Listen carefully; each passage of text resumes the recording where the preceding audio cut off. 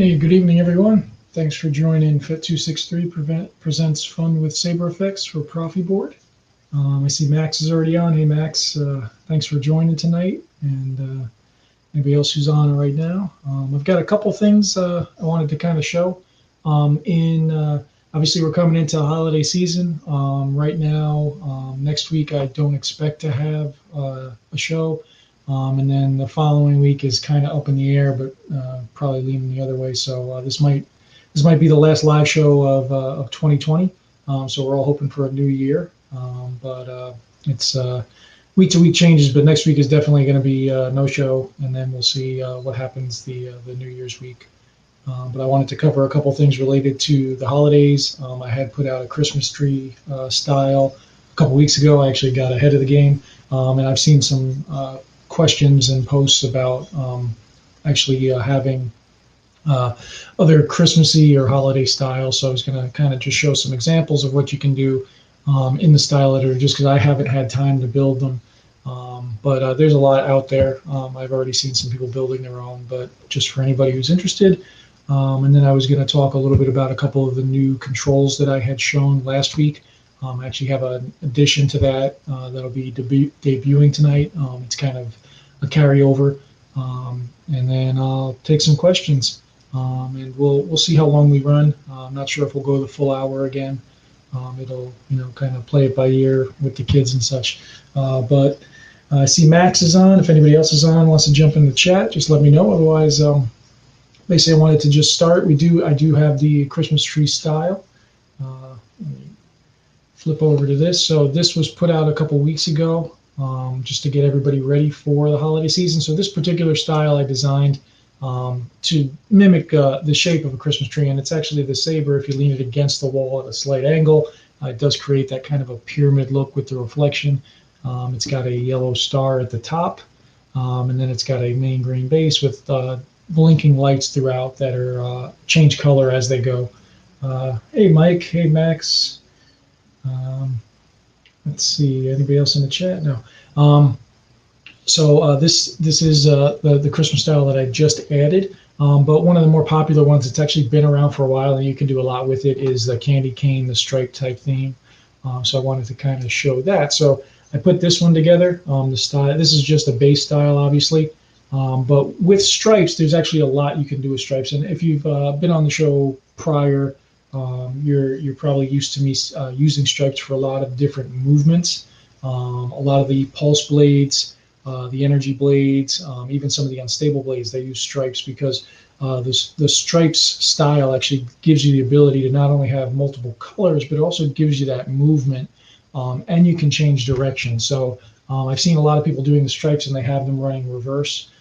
So I wanted to kind of show people, just remind everybody that you can change the direction of the stripes in addition to the size. I got more in the chat. Hey, JP. Hey, Kim. Thanks for joining. So kind of just going over some holiday themed styles, and then a couple other style things that I've kind of run into this week, seen some questions, go over a few new things with Proffi that I kind of been messing with. And then take any questions. If you have any questions about styles or Proffi or anything, feel free to drop them in the chat. I'll see what I can answer tonight. Yeah, thanks for joining, JP. So with stripes, so in particular, with everybody looking for holiday themes, the parameters on stripes are pretty straightforward. You have your width, which is the size of the stripe.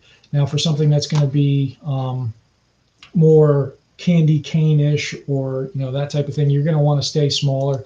1,000 is usually where you would start, and then you can go from there. Obviously, the smaller you get, the tighter those colors go, and then you can have as many colors as you want. So typically, the template actually has the 4, but you can add additional colors if you wanted to mix in. So if I wanted to get a little bit more white in there, I can add white to the end of it, and what that'll do is it'll add an extra white stripe in the stack, and these just keep repeating. And one of the things that I did see in a couple of posts, I forget who posted them, was they have the direction going towards the blade. So with stripes, this is something that some people miss. Stripes can go either direction. It's based on the second value here, and negative goes away from the hilt, positive goes towards the hilt.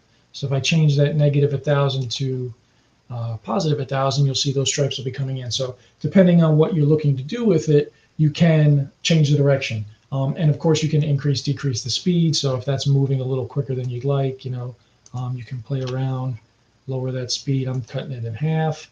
That might be a little slow. And then this might be a little too much white in there. You can always change out colors and remove them.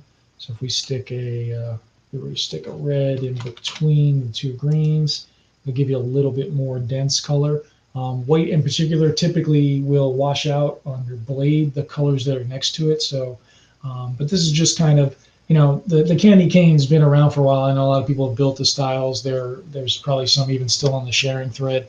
They're probably older format, but they still work. But that's one of the things that everybody's looking to do with this holiday season. So in addition to the Christmas tree style, you can do you can just kind of mix and match as you like. Hey, Kindle Hall, thanks for joining. Do that as a helix. Hey, Max, as a helix, I guess I need a little more description. Not quite sure what you're looking for there, but if I understand it, it's possible. And then while you're putting that together, this is the Christmas tree style. So I started with this one. Oops, got to resubmit it because it was sitting for too long. So this style has the changing blinking lights up the length of it, and then it's got the star at the top, and it looks better, obviously. I love that I guess that's kind of the downfall of using YouTube, is they're going to put commercials on that stuff. But you can have the effects with, this is the Christmas tree style. It was designed to lean against a wall as a kind of a light tree. And in person, the shape of that light actually forms more of a tree shape. But that was another Christmas one. Let's see, spiraling up. So Max says spiraling up on stripes. Let's see if we can do something like that. So we can obviously reverse course on that. So, and then another thing you can do with stripes, actually these colors might lend themselves to it, is you can swap colors out for other effects. So if you wanted to really kind of get into the season, I can grab this red color and let's go with a blink. So we're going to change that color out. I'm going to drop some blinking in, and I want to change, I'll leave red. And go blink. Let's blink with a white. Let's take a peek at what that looks like. So you get kind of a change there. Now we might want a different alternate color because white is next to it. Let's see what would look good in that spot. Maybe get a little yellow mixed in for the star. So just with the stripes, you can do a lot more than just, a couple colors. You can mix in a lot of, different options. So we'll replace both the reds with a blink.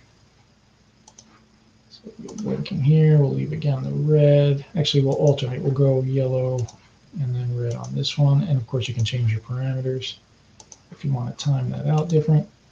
Now you'll get almost kind of a movement. So I'm not quite sure how we would accomplish spiraling, but maybe something along those lines would let you do it. Obviously, mixing in more options. You can throw pulses in, you can throw all that kind of stuff into stripes, and it'll still let it run. And it moves it along the length of the blade, which is really the reason that stripes becomes a really flexible style, because you are able to put that movement to the styles so that you can have them change up. And of course, if we go back to a little faster speed, that might be, zigzag blade, Kim, that's Frederick's 4-strip pixel blade would probably look ridiculous with some of these styles. Let's get that in there. It's obviously a little bit more speed, but obviously you can play around with that stuff and mess with it. So I want to kind of give, some more options for everybody who's looking to do stuff, but you can pile into these, particularly where there's colors. You can stick other styles in, do things like blinking, do things like pulse, and get that into the blades to give them a little bit more life. So pretty simple stuff, but if anybody has any questions about that, feel free to drop them in. And then Another thing that came up recently, and again, my memory goes with where it came from. So there was a question actually about the shape of it. So there was a blade. It was a picture of a blade where it kind of cones at the bottom. So it's not a solid blade coming all the way up. And it actually made me remind me of something that I had put in the library a while ago. So I wanted to kind of show it.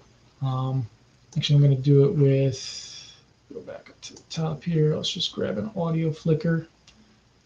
So under the style effects, there are emitter effects, and this one's an older one, but it's something that maybe because it's been around for a while. There's this emitter wick.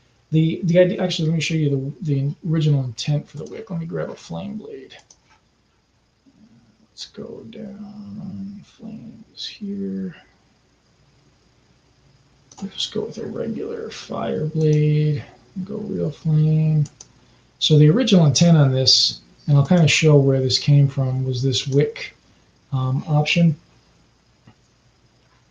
And we'll get that style. And I'll put it over this guy.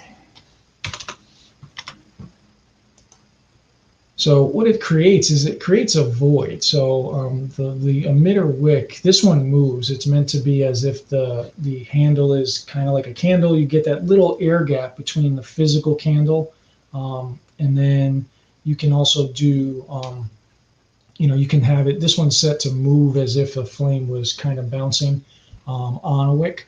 But the question that came up was kind of related to this. So within the, hey, Gordon, thanks for joining. Hey, Gerard.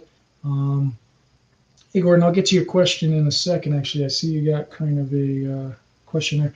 But let me see. So what I was getting at was the ability for to kind of add an air gap or a shape to the base of this blade. Now, obviously, physically, our blades are just solid tubes. They start at the hilt and they go up. You're not going to be able to get a shaped physical blade, but you can do it with light. And how we do it is we kind of add that void with just black. And you can do it. The easiest way to do it, if you wanted to just add it to any style, is to actually use what's a mix, which we've kind of covered in some other episodes. But I'm going to go into the base style.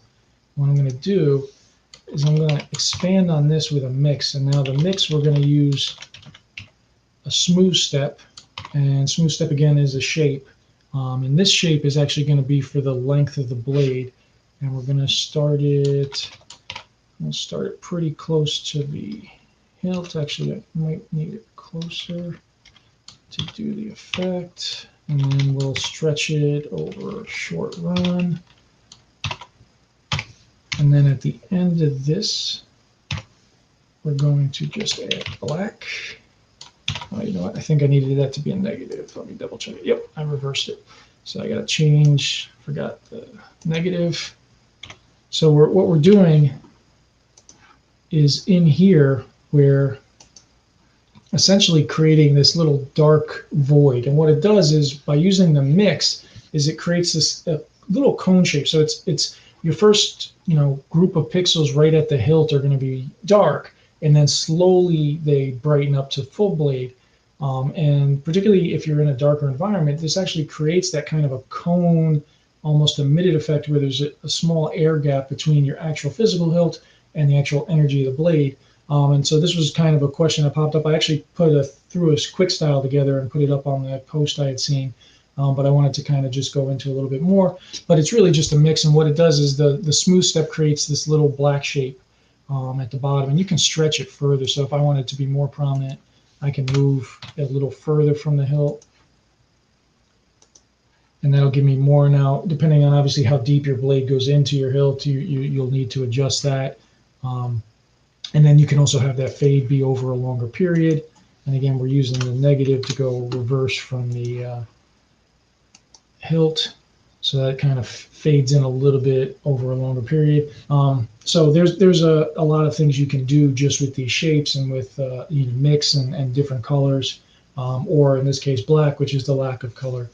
Let me see. I did have a question in the chat. One second. Let me scroll back. Let's see, Gordon. Some fonts have config files.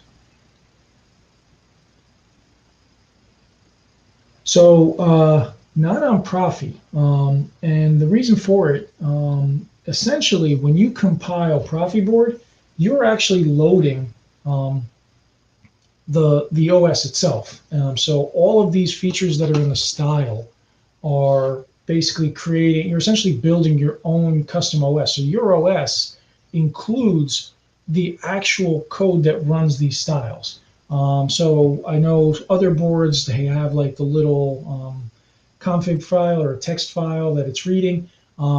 They take those values, bring them in, and then do something with them within the OS. That's not how Proffieboard is designed. I mean, long term in the future, if somebody wanted to dive in and code it, the biggest headache though is you kind of get stuck with what you can do, because you basically have to allocate within the style. Then you have to create that variable that looks out to that text file, and you have to have a different one for each spot. And all of a sudden, you either end up with using all this extra space in your style to look at something that's within the SD card versus being able to, just do stuff on the fly. But with open source, if somebody really wanted to jump in and try to do it, I'm sure it's not, well, if you know how to program it, I'm sure it's not very difficult. If you don't know how to program it, it actually probably is. But you would basically be swapping variables in for these individual values. But currently how Proffieboard works is your config file, all the style code you're putting in there, that when it's being compiled, it's actually creating a custom OS that runs those styles, and those values then become part of that OS as you put them into the config. So how Proffieboard handles them would have to be changed pretty dramatically. But I mean, with open source, if somebody dove in and did it, it would totally. It's not that it's not possible. It's just the kind of how the OS currently runs. It wouldn't work with how it currently runs. Somebody would have to do some overhauling to that. But long term, it's if somebody wanted to take it on and make it possible, I'm sure it could handle it. You might end up trading some of the flexibility and some of the memory for more unique styles to be able to then do more of those kind of. So if you think about it, and I forget who I was talking to somebody a while back about it, trying to come up with an explanation of it. And what Proffieboard is, ProffiOS, essentially is like Frederick's given everybody a blank canvas, and all these different paints and all these different brushes and all of these, you can choose your, what brush type, what brush width. You can kind of do your own medium and create your own custom unique painting on your blade. Whereas, and again, I don't use the other boards, so I could misspeak. I don't claim to know them, but as I understand them, those blade styles and those boards they're kind of more like the color by number books. And so the publisher of that book has to create the actual outline of your drawing, and then they give you number values where you can change the colors, and those numbers then, if you color in every number, that's how you can technically, instead of where they want red, you could put blue, but the slot where that number 5 being red has to be there already in the book. Whereas Proffieboard, it's a blank page, you put what you want and you create your own thing. So that's maybe not the best analogy, but that was how I was kind of explaining is you end up with, because you have so much more flexibility to be able to do stuff. Obviously, then if you want to do something that's a little bit more constrained, somebody would have to go somebody would actually have to go draw the outlines and put the color by number values in and all that if you wanted to do it similar to how those other boards are doing it. Maybe that's more confusing, but that's kind of how I saw it. But with open source, the answer is always, if somebody wants to dive in and figure it out, anything's possible, but currently not how it runs. And I think I probably went on a little bit too long, Gordon, but hopefully that explained it. So let's see, any other questions? So if there's no other questions on style, these styles, because I didn't have a lot to cover, I did want to show some of the new controls that I developed. I'll have to just switch over to the demo. So if you bear with me a minute, I'm going to get my other camera set up, get the blade ready, and then I won't be able to see the chat. So if you put something in the chat and I miss you for a second, I'll be back in one moment. Let's get this going. And hopefully I remember to charge this battery.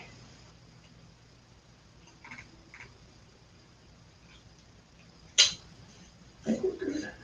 All right. Bear with me one more minute. I'm going to close this hilt up because this chassis vibrates a lot. And then I'll get all these false clashes. All right. So I actually posted these videos last week, but I've added something new. So I figured since I've got a live audience, I'll show you this, and then eventually I'll get to do a demo video. Let me bring this camera to the stream. All right. And I'm going to keep my audio up so you guys can hear me. So,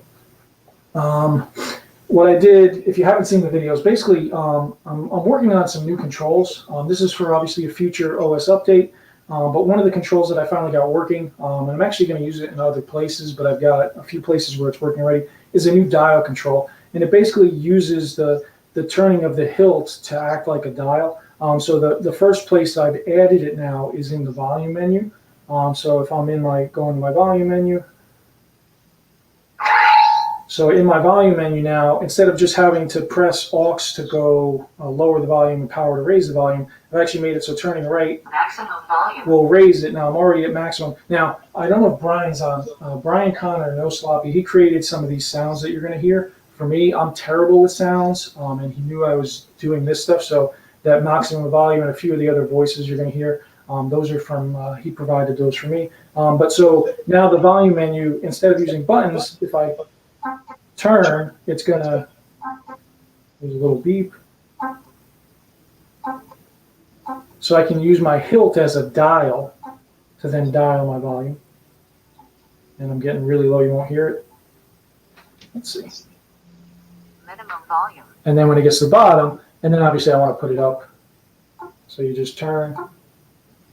So now your volume menu is going to actually be just controlled with that. And then when you get to the volume you want, you just press your aux button and that'll lock it in. Oops.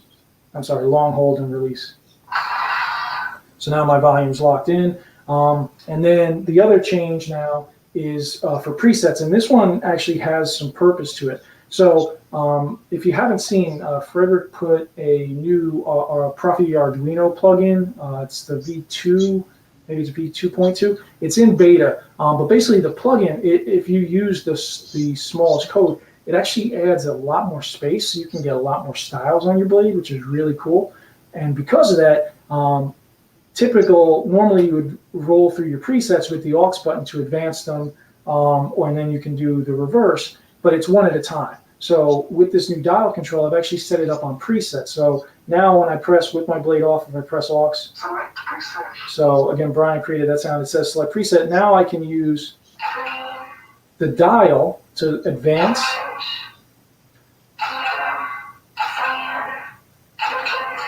forward or backward through all of my presets. So if you have 15, 20, 30 presets, instead of having to keep pressing that button now, this new dial control will let you quickly. Vader seeks the bright Luke Skywalker. I'm right. Lord Vader.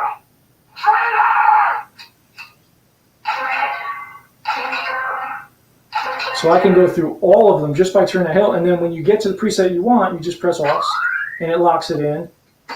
And then I've got my preset. So this new dial control I've got on the volume menu, I've got it on presets, and then I've also, this is brand new, I've just added it to the multi-phase. So multi-phase in OS 5, it was meant to be that you could advance your preset without turning your blade off. So it's not essentially a live, but it's while the blade is on, you're going to change your presets.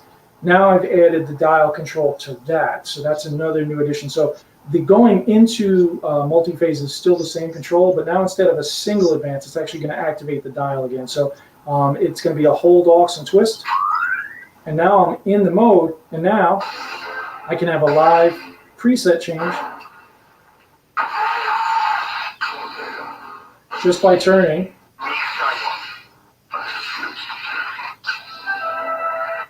And I can go through all my presets really easily, and I can see them all.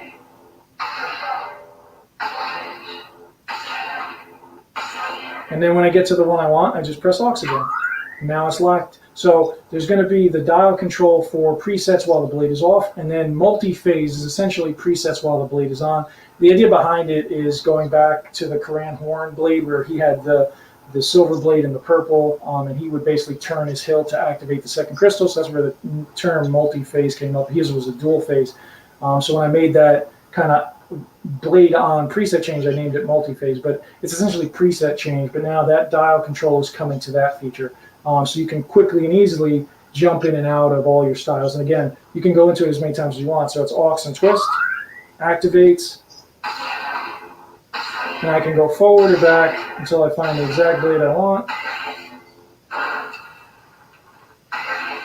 And then I can lock it in. And I'm ready to go. So this new multi-phase dial control is also coming. I do have some other uses for it that are still in the works, but I wanted to kind of show this and kind of give a little bit of preview of the new one, plus kind of rehash the ones that I showed last week. So I probably missed some chats, but let me jump over to the chat. Bear with me as I switch. And I'm going to turn this Saber off just because I don't want to chew through the whole battery. And yeah, it looks like I missed some of the chat, so I'm going to catch up with you guys in 1 second.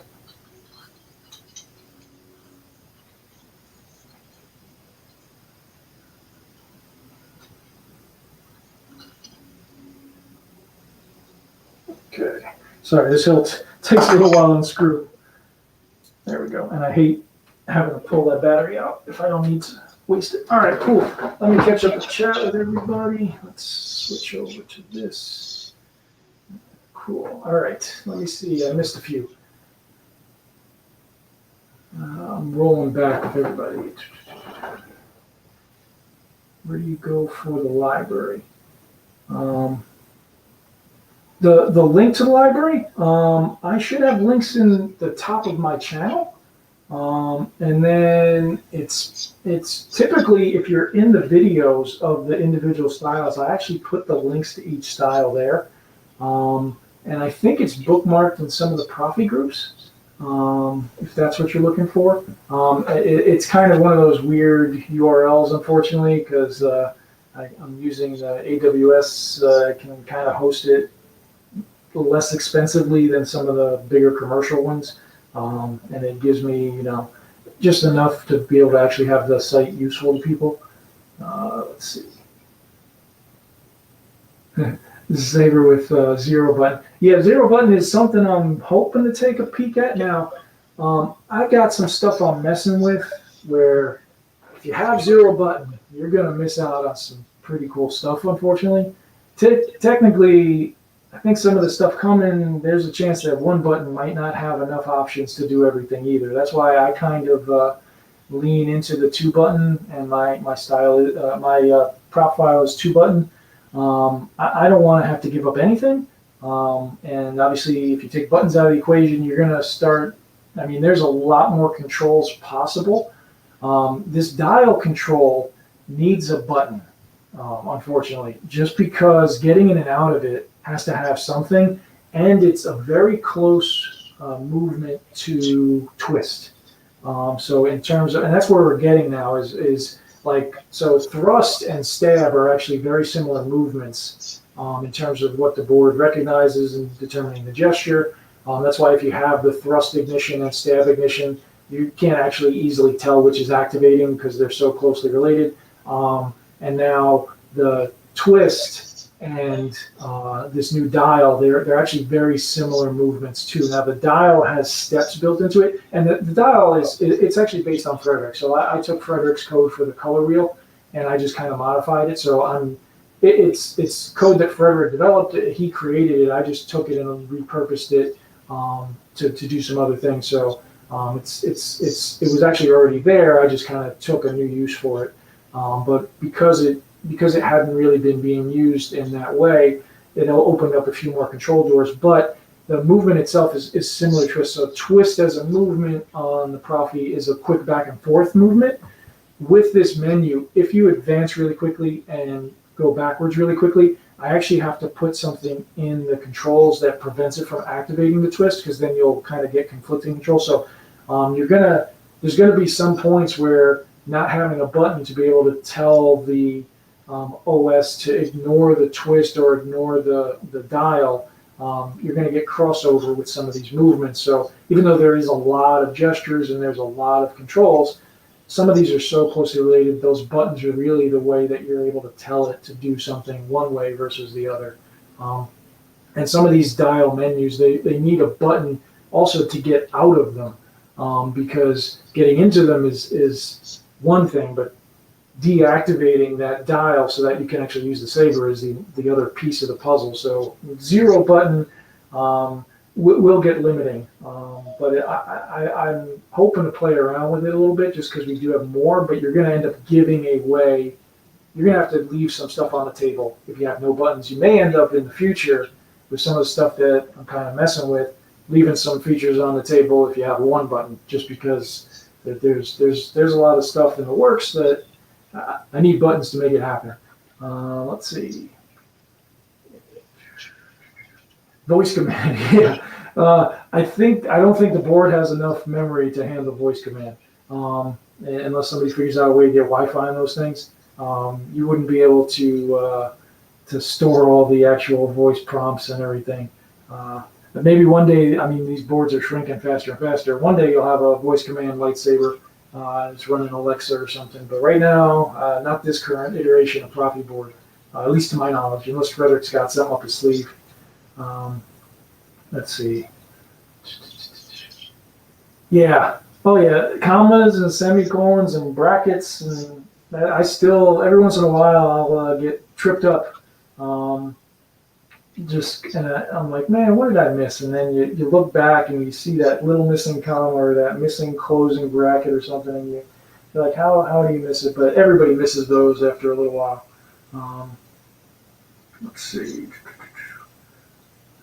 Hey, Gordon. Yeah, no problem. I'm happy to share them and try to, like I've said it on a lot of these shows, but for anybody who hasn't visited some of these, I like to kind of think of new things, and I needed a place to keep them because you obviously can't put everything on the Saber. So the library was kind of the natural progression of that, and then in addition, you end up. I wanted to make it so other people can use it, so that's kind of where it came from. But I'm glad when people enjoy it, and glad to help people out. Smooth Jazz family, hey, how's it going? Force Lightning is just not gesture control, but in battle mode it's the same. So on my prop file, you hold the power button and you just click aux, and that'll activate Force Lightning in normal mode and in battle mode. Battle mode, the only real effects that battle modes modifies is clash and stab, and what it does is it takes away the clash and the stab, and it replaces them with begin lockup, end lockup, or drag melt.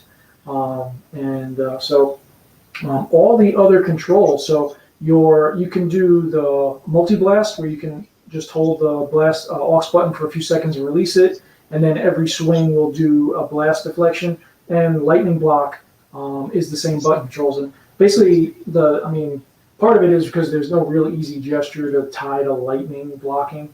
That doesn't get mixed in with everything else. But part of it is if you're just thinking the physical impact of a clash or stabbing a door, stabbing the floor is easy to tell the Saber to do something. The things like a blast, which is essentially imaginary, and force lightning, which is essentially imaginary, the blade can't detect it, so that's why they're still buttons. So blast and lightning block in battle mode are the exact same controls. They actually don't get touched during battle mode. Let's see. Yeah. I mean, the way this technology, Mike, is advancing, I'm sure somebody's going to get a Wi-Fi in their Saber someday, maybe sooner than later. Let's see, Gordon. So battle mode is based on the prop file you choose. So I actually, I have it up here. Hang on, let me put this. And within the library, I've made a page specific to battle mode. So right at, oops, I highlighted everything. Why is that? All right, so at the top, there's a battle mode button at the upper, it's gone on this page. This describes everything. So, and I have an example config at the bottom, and this is where people kind of are getting lost. So there's battle mode is built into my prop file. To include it, you have to add this to your config. Now, SA22C's file also has battle mode. Dimitri Stocks, he added battle mode, but it's not in the OS. I think you have to go to the Proffieboard support group. So if you happen to have one button, or if you happen to prefer SA22C or Dimitri Stocks buttons, they both do have battle mode now, but the stock file in the OS when you download 4.7 doesn't, because Dimitri just didn't have time to update it. I believe SA22C got in the 5.7, but I haven't used his file, to be honest. So if they exist, the SA22C with battle mode and the stock with battle mode works. They're available. It's you might have to get them externally. They may not be in the OS, but you're going to add one of those 3 files here, and then so battle mode in my file is automatic, but how you activate it, actually, there's so many options, and that's where this page comes in. And I've had a lot of questions as people get on it. So this optional define section on this page, every one of these defines, you just choose what I did was I made this as customizable as I could. So I tried to cover every base for what people would like. So these define names, you just choose the ones you want. Now there's a description beneath them, and you add them into the top section. Again, there's an example here. So you would add them to this section here in your config, which is at the very top. And that just there's a number of ways. So again, there's so many options, but by default, if you don't add any defines and you just use my prop file, battle mode is there. You're going to hold the aux button while on and swing, and it will activate battle mode. And battle mode will then stay active until you either retract or until you hold aux and swing again. But I also have battle mode tied to all the gesture ignitions, and the thought process for that one, particularly for my use, is if you're about to get ready for battle, particularly for me, I like the swing on and the thrust on. If I just swing on, I want to be ready to go, and you use the swing on, and then you're able to then go right into battle mode automatically, and then again, when you turn the saber off, battle mode to deactivate. But there's a lot of options, so you can go through the defines and the descriptions, which are also at the top of the prop file. So if you lose sight of this page, if you're in my prop file, at the very top, this section here, at the very top, it explains all the controls, and then right below that section is each define. Now you have to add the pound define in front of these, but these are all the descriptions. So you can have battle mode always on, which means that you essentially deactivate other stuff. You can have it where just every time you ignite it starts on, and then there's so many, I can't read through all of them, but you basically do it, yeah. So it's there. How you activate it depends on which of the defines you use. But if you use no other defines, battle mode is with aux and swing to activate, deactivate. Let's see. So let me get back to this page here, and then again the gestures. Obviously, I have these examples just for practicing. Some of them take a little more practice. I think I went on a little too long with that. Where do we go? Smooth gesture. Battle mode takes buttons. It doesn't eliminate the buttons in terms of being able to function. What it does is it removes the need for them. In particular, the main piece of battle mode when I was building it was the lockup. Just in my usage and playing with my son, if you're trying to do a play battle, trying to time when to hold that button and clash with somebody else and make sure they're holding that button and clash at the same time was kind of annoying to me. So battle mode now takes that need for that button away. When you clash against your sabers, it's what happens after that fact that tells it whether it's going to do begin lockup, end lockup, which is your clash, or hold lockup. And that's where it is now. The melt and the drag, they just became a natural progression. So instead of having to hold that aux button to do melt or to do drag, they are also now motion controlled. But while battle mode is active, you can still hold those buttons and it will do them. Now, one of the things that keeps coming up is the aux and swing.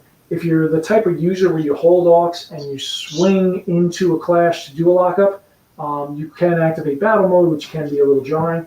the power button in my prop file does lock up also. So that's why I'm actually, so the next OS, OS 6, is actually going to have a lot of different controls. That's where this new dial feature is coming in. What I'm after is I'm trying to consolidate some of the controls so I can free up others. Obviously, a lot of time is going to be invested in it, but some of these things that some people are running into, like the aux for Clash versus using power, I'm looking at different ways to do stuff for the next OS, which is still a little ways down the road, but that's the plan. But you can use buttons during battle mode. It's just you don't need to for lockup, for drag, and for melt. Let's see. And yeah, you can use the twist off if you don't want to have to use the button. Now, the button, you can also, there's a define if you don't want your power button to work during battle mode, but you have to put that define in. It's not automatic. I think it's, actually it should be in here somewhere. I have so many defines, and I know it's a lot of reading, but I was trying to make everybody happy, so you do have to take a little bit of time to read them all if you want to find something. There it is. So this one here, this will deactivate your off button.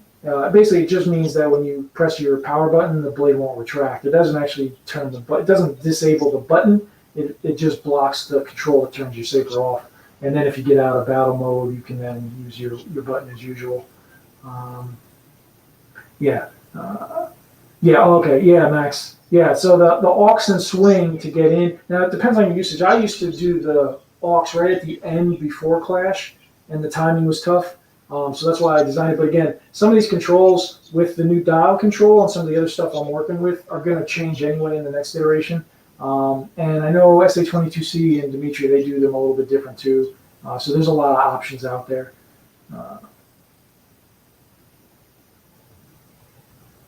Yeah, I mean, you can, that's the thing with holding the power button, is you can go either lockup or lightning if you're holding power. So if you're holding power and you clash, you'll go lockup in normal mode. If you're holding the power button and you don't clash and you just click that aux button, you'll get your lightning block. So it depends on your saber, it depends on all that, but the power button, both on my profile, both aux and power will do lockup in normal mode. So that's why that option was there. People just didn't necessarily know that it was there. Let's see. Yeah, SA22C has the battle mode added, and Dimitri added it. I just think his, you have to download the file separately for the stock. Gordon, yeah, force push is a define.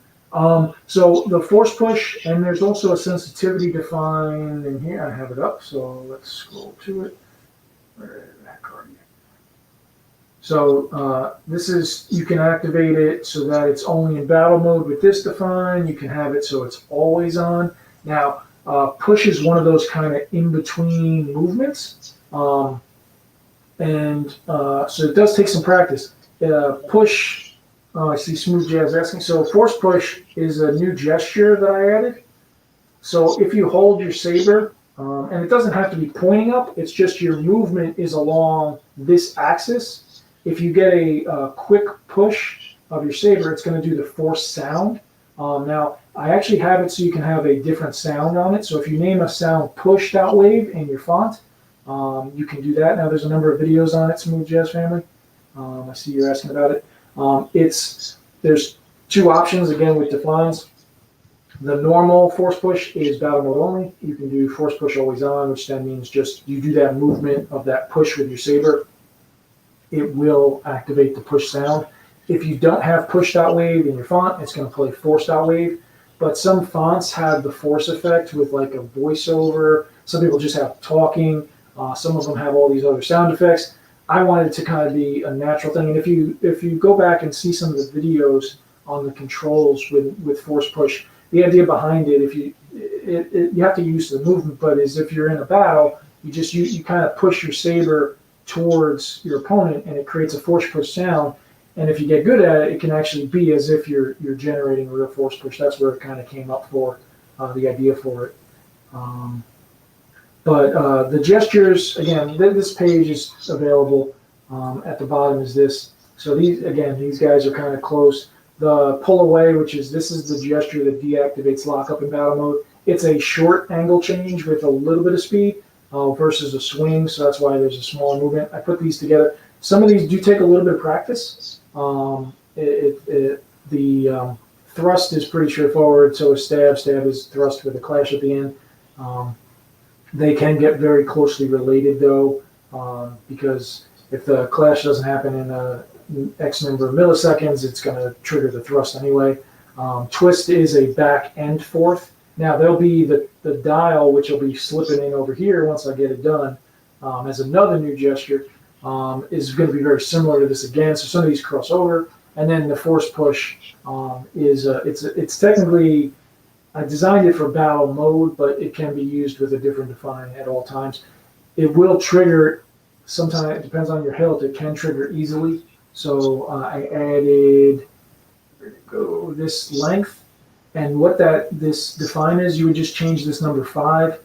Anywhere between 1 and 10. If you put 1 in there, you're going to have a lot of force pushes because it's a very subtle movement to trigger. If you put 10 in there, basically, if you think of the length, it's basically how long you have to continue that push. So 5 depends on how long your arm is, depends on how you hold your hilt, but 5 is kind of the happy medium where you've got to basically extend your arm about 50%. So if you think about if you had your elbow at your side, you'd have to get your elbow to about a 45-degree angle to have it activate.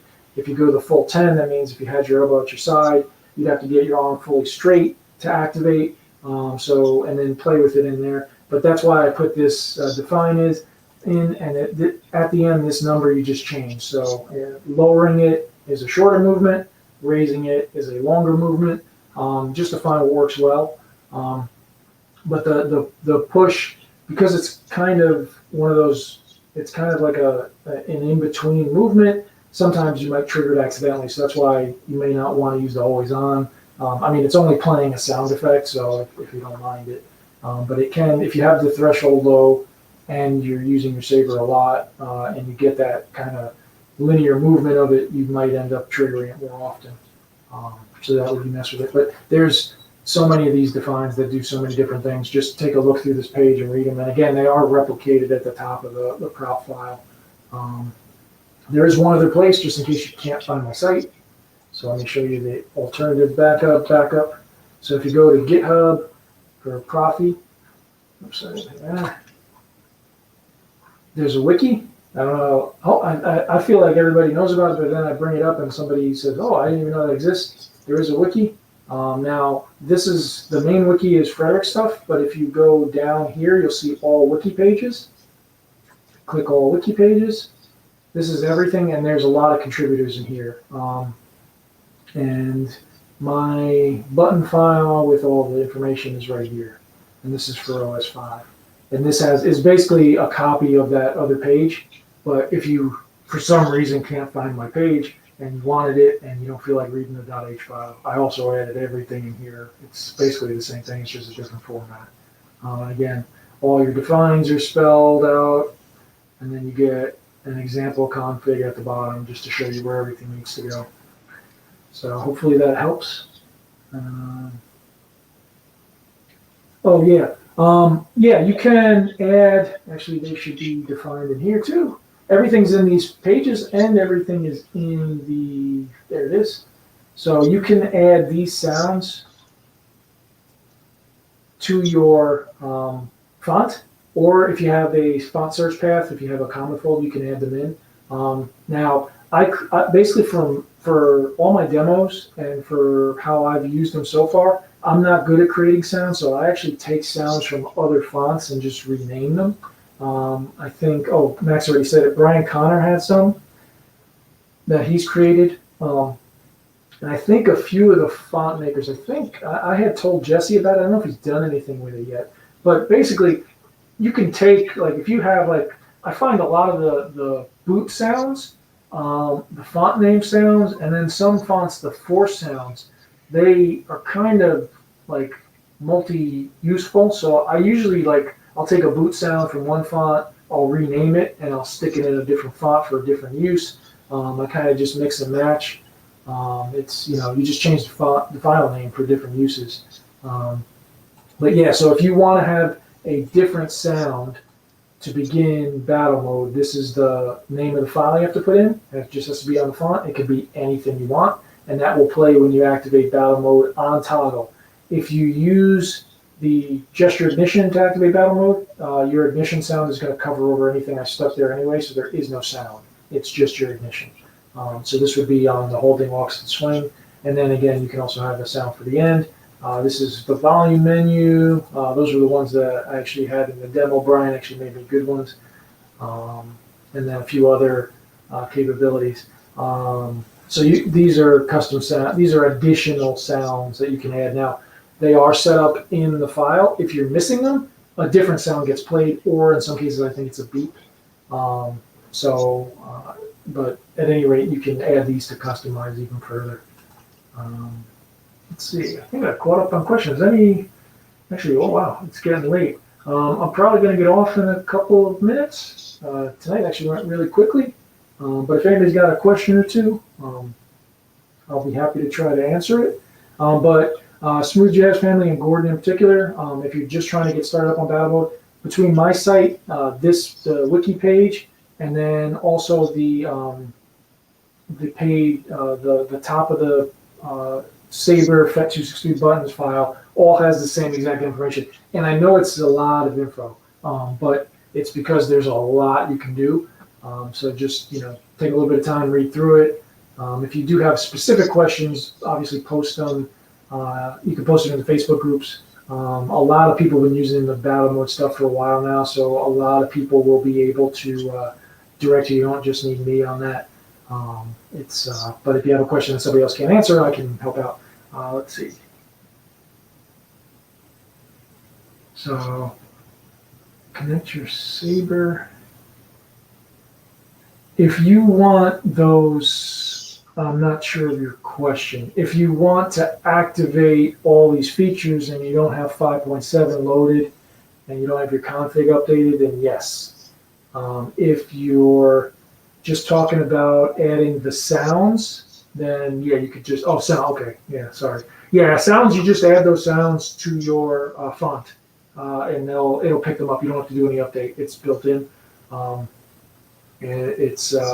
If it's the other stuff, you would obviously have to do your update. But sounds, nope, just add those sound names to the font or the font search path, and it will replace what's currently being used. So I always put backup sounds from the old stuff. So like I forget, I think battle mode entering is typically going to use your force sound if you don't have it, and a few of the other ones I think like multi-blast uses just a blast sound but no visual effects. So there's backups there anyway. It's just if you wanted to customize them. Yeah, and obviously make sure you put it in the folder assigned to the preset. So if you have a preset set up with your font 1 or whatever the name is, and you don't put the sounds there, it's obviously not going to work. They have to be in the folder related to that preset. Let's see. Yeah, thanks, Gerard. Yeah, best wishes to everybody. Everybody, yes, they have to be and I forget that I'm terrible with sound effect sounds. They have to be the proper format. That's why I just rename existing font files. I'm horrible at making stuff. I know people make them on Audacity even. I've tried. I'm not good at it. Again, if you post, Brian Connor, who's not on tonight, he's helped me out a lot with sounds, and obviously Jesse Kirkbride at Kyberphonics. If you post in the groups, Proffieboard support group or open source group, those guys will typically reply, and then there's a lot of other people, maybe even some people in the chat, can tell you the specs on the wave files. They do have to be, I forget the specs and I'll butcher it trying to guess at it, but they do have to be certain formats. Oh, Max has you covered. So yeah, there you go. Hey, Chet, thanks for joining. We're going to be dropping off in a second, actually. So hopefully you can catch this on playback. But thanks for joining in. Yeah, let's see. So yeah, let me just wish everybody happy holidays, happy New Year. Next week, definitely no show. The week of New Year's, as I was saying earlier, right now I'm leaning more towards probably no show, just family time and stuff going on. But if the kids behave and the wife allows, maybe a quick jump on. But as of right now, I will most likely have my next live show in the new year. So I want to wish everybody happy holidays, Merry Christmas, whatever you celebrate, and obviously a Happy New Year. Really hoping 2021 is a big turnaround. I think we're all due. But thanks everybody for joining. I'm glad everybody's getting the most out of their Proffi. Have fun, and we will. If I don't catch you before the end of the year, I will catch you guys in January. And I do have other stuff coming that I'm trying to work on that I'll post videos. So I'm not done posting videos for the year, but the live show will probably be, most likely this might have been the last one of 2020, and then we'll start brand new in the new year. So thanks so much. Thanks, Max. Thanks everybody who joined tonight, and I will catch you all soon. Have a good night.